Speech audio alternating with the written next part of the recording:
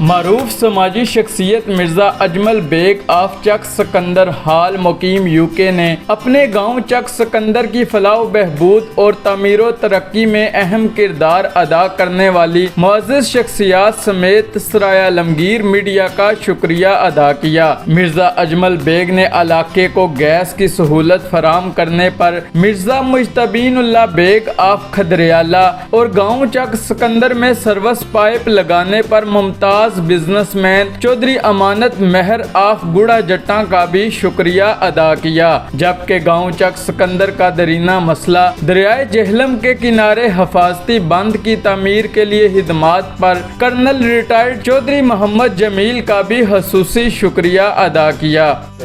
اور ایک اسپیشل میں آج آیا کسانا اپنے طرفوں بہت شکریہ، میرے طرفوں بہت بہت شکریہ، میرے پنڈ نے طرفوں بہت بہت شکریہ، خاص کر کے جڑا سنا دریا نا فاستی بند سی جڑا سی 14 سال تو ہر جگہ اساں ہر عوامی نمائندے کی اساں ووٹ بھی دیتے اور جڑے اساں نے بندے گراماں چ ہونے وہ انہاں واسطے نعرے بھی مارنے، ناراضگیاں بھی لینے اور پیسے بھی خرچ کرنے، لیکن اس تو بعد اساں نے وہ گرام واپس نہیں آنے۔ 14 سال تو اساں نے درینہ مسئلہ سی جنہاں خاص کر کے پچھلے 2-3 سال تو میں میڈیا کمپین کیتی ہے اور تساں بیک گراؤنڈ تے بھی بیک سائڈ تے بھی رہ کے اساں نے رہنمائی کیتی ہے اور خاص کر کے میں آج اس گل آیا کہ تساں پریکٹیکل اساں تساں ثبوت دیتا ہے کہ تسی اساں ایک اچھے پڑوسی ہو اور جڑی اساں اپلیکیشن گورنر صاحب کو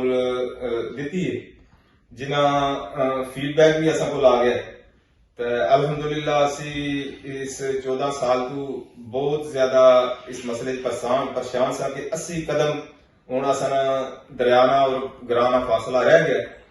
اساں ہر عوامی نمائندے اگے آواز چکی ہے اور اس سے دوران AC صاحب بھی چک جڑا وزٹ کیتا ہے، لیکن خاص کر کے جڑی تساں اساں واسطے اساں اپلیکیشن تھرو کرائی ہے اور ایک اساں کی روڈ میپ دسیا ہے وہ اسی تساں بہت شکریہ ادا کرنے ہیں اور تساں کی یہ یقین دوانے ہیں کہ جتنا تک میری زندگی ہے اور میرے پراوانی اور میرے پنڈ والے نے انشاءاللہ اسی تساں یہ نیکی یاد رکھ سکتے، اس کی اسی بالکل فراموش نہ کر لے کہ 40 سال تو اساں کوئی بھی عوامی نمائندہ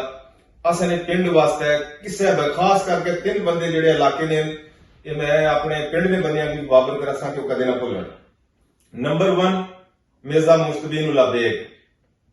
جس پورے علاقے کی گیس دیتی اور غیر سیاسی بندہ اساں نے میں لین پنڈ چ آ گئی 10 سال تک اساں نے سروس پیپ نہیں کھلی، 10 سال تو بعد جڑا یہ الگ 3-4 اس میں 2 الیکشن ہوئے 10 سال لیکن کسے بھی بندے اساں سروس پیپ نہیں کرایا۔ 10 سال تو بعد چودھری امانت مہر وہ بھی غیر سیاسی بندہ اسے سروس پیپ کرایا، اسی اس کی بھی کدے فراموش نہ کر لے۔ اور نمبر 3 جڑا اساں مین اور جڑا میجر کام سی حفاظتی بننا دریانا اور تسی اساں پڑوسی ہو تساں یہ بھی پتہ ہے کہ اساں کوئی بار زمینہ نہیں، لیکن عوامی نمائندے اساں کی بہت زیادہ ڈیسارڈ کیتا ہے، اسی تساں بہت شکریہ ادا کرنے کہ تسی بھی غیر سیاسی بندے ہو اور تساں بہت زیادہ اساں نال تعاون کیتا ہے، اساں کی گائیڈ کیتا ہے اور انہی جو بھی صاحب میں بیسک وجہ دساں کہ اساں پنڈ چھوٹا ہے اور دوسرا اساں نے بچیاں کو تعلیم کو نہیں، خاص کر کے میں پچھلے 10 سال بھی اپنے بچیاں اور بچیاں کا ایک زور رکھا ہے کہ تعلیم حاصل کریں، کیونکہ ماشاءاللہ تساں دیکھیا تساں اپنے پنڈ واسطے بھی اپنے پنڈ میں حفاظتی بند واسطے بھی بہت بڑا کردار ہے، تساں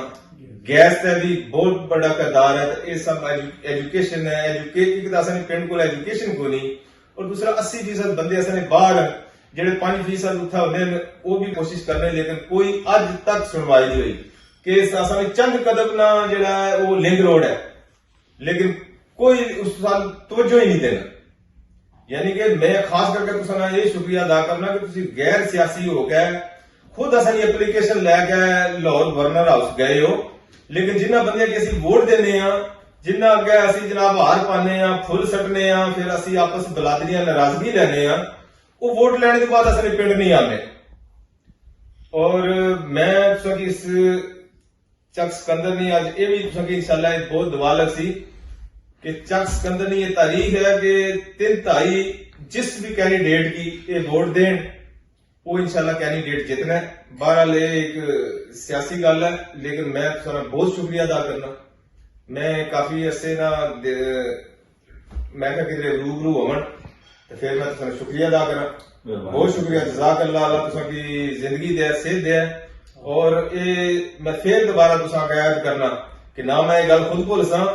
نہ اپنے بھراواں کی بھولن دے سا، نہ اپنے بچیاں کی بھولن دے سا، نہ اپنے پنڈ والے کی بھولن دے سا۔ یہ تو بڑی بے لوس جڑی ہے اساں واسطے نیکی ہے، اگوں اساں گورنمنٹ کا پروسیس ہے، محکمہ واز کاروائی ہے، وہ انشاءاللہ جدوں ملک نے حالات صحیح ہوئے اور میں امید ہے انشاءاللہ کہ اساں کام جڑا ہے بہت جلد پایا تکمیل تک پہنچی۔ بہت شکریہ، جزاک اللہ۔ Thank you very much. انشاءاللہ یہ میرا فرض سی تے جس وقت میں بند بنوایا سی کر کے اللہ، اس وقت بھی میں بڑی ایفرٹ کی سی اور پوری ٹیم میں لے کے ایسی سارے چکتے دن باہر نے، لیکن میں پھر اس وقت فارن مشن پہ چلا گیا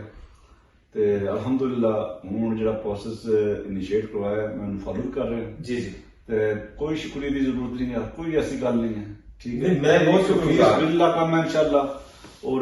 میری دعا بھی ہے اور انشاءاللہ۔ یاد رہے کہ عرصہ 40 سالوں سے منتخب نمائندگان کی عدم توجہ اور بے حسی کا شکار ضلع گجرات کی تحصیل سرائے عالمگیر یونین کونسل کوہار کا تاریخی گاؤں چک سکندر، جس کا مین رستہ عرصہ دراز سے ٹوٹ پھوٹ کا شکار ہے، جبکہ گاؤں کے مقام پر دریائے جہلم کا حفاظتی بند نہ ہونے کی وجہ سے گاؤں چک سکندر کی قیمتی اراضی بھی دریائے جہلم میں بہنے لگی۔ دریا کے پانی سے مسلسل کٹاؤ کے بعد دریا کا فاصلہ گاؤں سے صرف 80 قدم رہ گیا، جس کی وجہ سے اہل علاقہ شدید پریشانی اور خوف کا شکار ہیں۔ اہل علاقہ کا کہنا تھا کہ حفاظتی بند نوٹیفیکیشن تک محدود ہے، جبکہ فنڈ نہ ہونے کی وجہ سے بند کو نہیں بنایا جا رہا۔ اہل علاقہ نے حکومت سے بارہا اپیل کی کہ حفاظتی بند کے لیے فنڈ کو جلد از جلد جاری کیا جائے اور ہمارے اس مسئلے کی طرف فوری توجہ دی جائے۔ اگر کوئی حادثہ پیش آیا تو اس کی ساری ذمہ داری تحصیل سرائے عالمگیر کی انتظامیہ پر ہوگی۔ میڈیا پر خبر وائرل ہونے کے بعد اے سی سرائے عالمگیر نے